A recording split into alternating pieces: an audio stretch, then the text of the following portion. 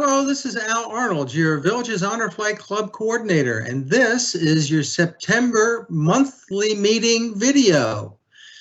Obviously, we're doing this again because we are not having meetings, but we are keeping in touch with you all because we love you and we really want to stay in touch and keep in communication with you all. As we always do, we'll start the meeting off with the Pledge of Allegiance.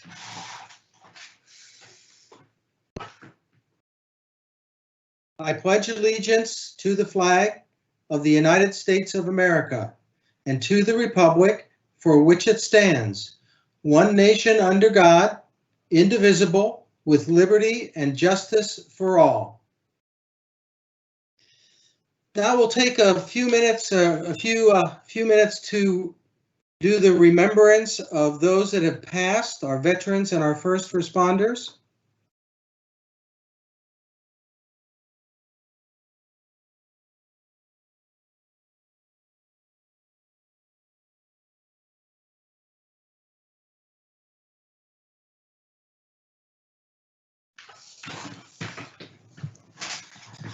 Okay, now off to an exciting meeting.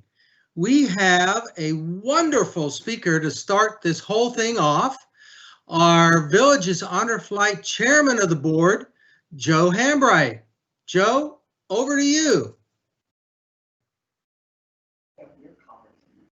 Thanks, Al. Appreciate handing it over to me.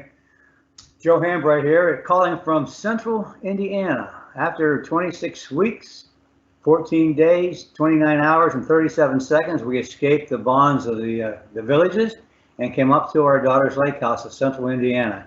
Kind of nice here. The COVID rate is low. The number of cases are low. So we're playing it pretty safe. Our daughter from Maryland came in yesterday after a week of quarantine and getting a negative test on corona. The other daughter and her family are coming later this week, and they're going through the same quarantine and testing. So it's be the first time since Christmas that we had a chance to get together with everybody, and it's going to be a good time. Now, moving on to some honor flight business, I'm sure you have a bunch of questions that you need to answer. So I'm going to take about 3 of the most common questions and try to give you some answers. Very common question is, when are we going to have our next club meeting? We have no idea. No idea at all when that's going to happen. So there's answer number 1. When are we going to start the vet luncheon again? We have no idea. Still don't know when that's going to happen. And the third question is, when are we going to fly again? All together now? We have no idea when that's going to happen either. So there you go. If you don't ask, you don't get answers. I'm just going to ramble a little bit today, about 45, 50 minutes, and then I'll pass it on to the next speaker. Let's talk about communications a little bit. Have you called your vet lately? I've called mine fairly recently, but not recently enough, so I'm going to get after that again, and you folks should all do the same thing. When I was in college, way back in the day before cell phones, we had a little room at the end of the hall where we had a payphone, and that's how we called home. My dad worked for the telephone company, so he had all free phone calls, so I'd call long distance and reverse the calls, and of course they were free.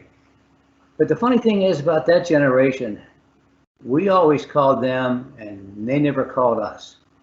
Now, Barbara encountered the same thing, and her parents all expected her to call and never vice versa. So a message for the veterans, call your guardians. You can call them too. The phone lines, remember phone lines that went from pole to pole? Well, they were telephone lines. We don't have many anymore. But remember, phone calls go both ways. So vets, call your guardians. Guardian, call your vets. Oh, if you haven't noticed, I brought a honor flight shirt here just for this meeting. So we're having a good time. I miss having all the interaction with you vets and guardians. It's always a good time, and hopefully we'll get back to this. I would be seriously surprised if we fly in the spring at all. I have no idea when the National is going to open it up.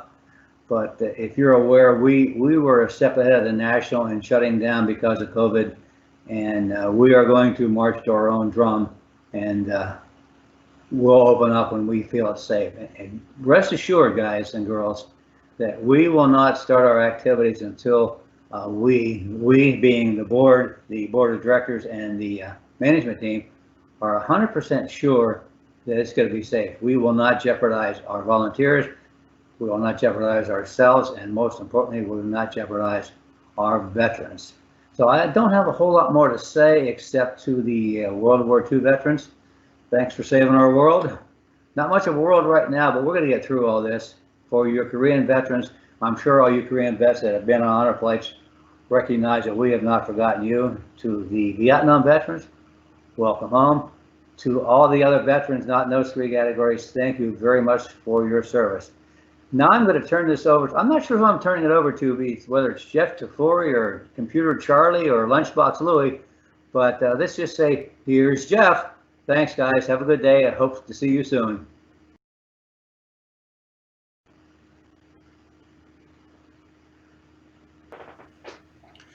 Thank you, Chairman Joe.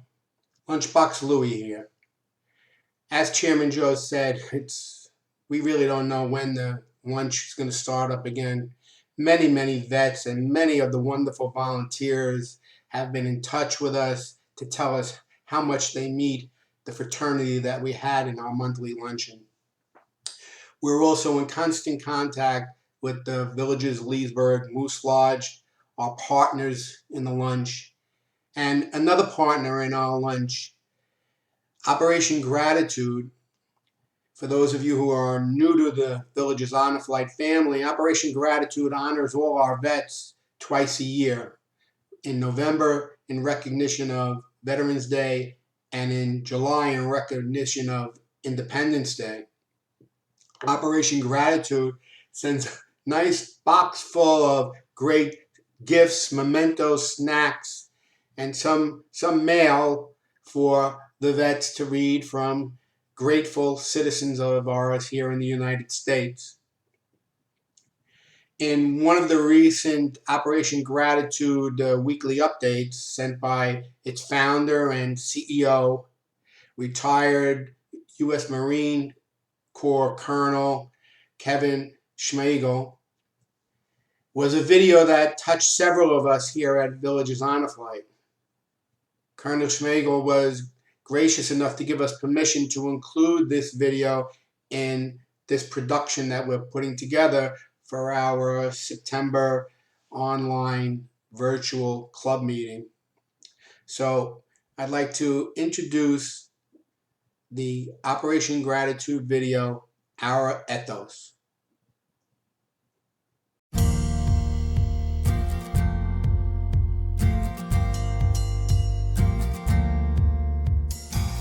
We believe in the diversity of America and the opportunities that lay ahead to build a more inclusive and united society. We celebrate the diversity of our community of volunteers. We believe in the goodness of humanity and that simple acts of kindness and gratitude positively impact others. We believe in expressing gratitude to all who serve and protect our nation with honor, courage, and commitment. We believe that saying thank you for your service is the start of a conversation that leads to a meaningful connection, which will create a better understanding between civilians, military, and first responders and help bridge divides. We believe in letting our actions speak louder than our words. Rather than simply writing words on paper or speaking from podiums, we are committed to taking action every day to forge bonds, bridge divides, and strengthen communities. We believe in empathy, and we will continue to encourage our volunteers, our men and women in uniform, our employees, and the communities we touch across this country to forge bonds and come together to make a difference. We believe in our unstoppable team, one that turns challenges into opportunities. We step up and support one another in order to achieve big goals and make a big impact. Together, our team will respond rapidly to an ever-changing environment. We will adapt as an organization to overcome adversity and meet the evolving needs of the communities we serve.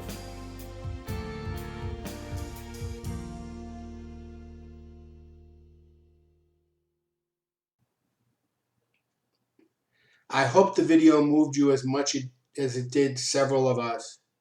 And once again, thank you, Colonel Schmeigel and Operation Gratitude, for allowing us to publish your video. And Colonel, if I butchered your name, I apologize. I'd like to turn things back over to the Village's Honor Flight Club Coordinator, Al Arnold. Okay, so as you know, on all these monthly meeting videos, we're trying to highlight a different branch of the service to give you all a little bit of a background of what the service is, what they do, and maybe a short video clip. This month, we're going to highlight the United States Navy, and we have a guest speaker. Also, a Village's Honor Flight Board member, our U.S. Navy veteran, Hector Bueno. Hector, over to you. Thank you, Al. As we say at all Army, Navy football games, go Navy. The United States Navy is a naval warfare service branch of the United States Armed Forces. It is the largest and most capable Navy in the world, and it has been estimated that in terms of tonnage of its active battle fleet alone, it is larger than the next 13 navies combined, which includes 11 U.S. allies or partner nations. It has the highest combined battle fleet tonnage and the world's largest aircraft carrier fleet, with 11 in service and 2 presently under construction, with more than 330,000 personnel on active duty and over 101,000 in the ready reserve. The U.S. Navy is the third largest of the U.S. military service branches in terms of personnel. It has 290 deployable combat vessels and more than 3,700 operational aircraft, making it the third largest air force in the world, after the United States Air Force and the United States Army. The following short video, entitled "The U.S. Navy, a Lethal Forward Ready Force," will provide a more detailed view of the U.S. Navy. Go Navy! Warrior, Guardian, Humanitarian, Sailor.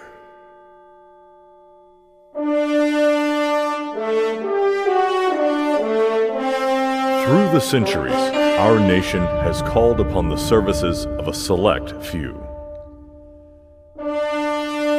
A select few willing to place the needs of their nation and countrymen ahead of their own.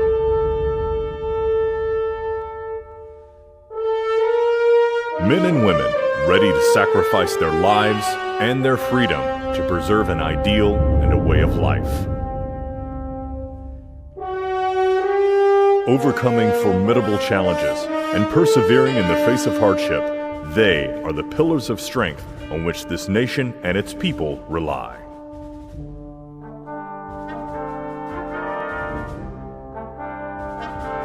We salute those who make our founding fathers' dream of freedom a reality, and who keep the torch of liberty burning for us today. The men and women of the United States Navy.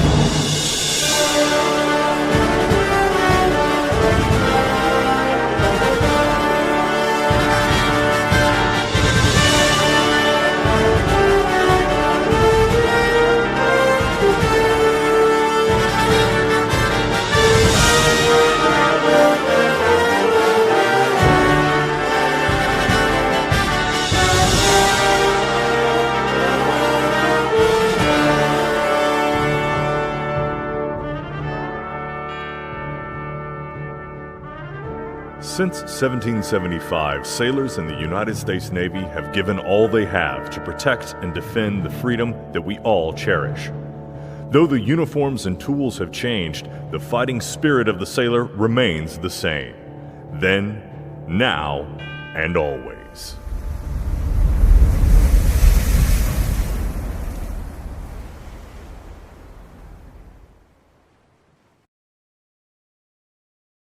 Thanks, Hector. That was a great job representing the United States Navy. So the only announcements we have, I think, have already been covered. Joe Hambright talked about we don't know what we're doing for monthly meetings. He talked about our missions. We're not sure what we're doing with them. As soon as we know anything, we absolutely will let you know. We really do appreciate your continued support and look forward to seeing you again next month.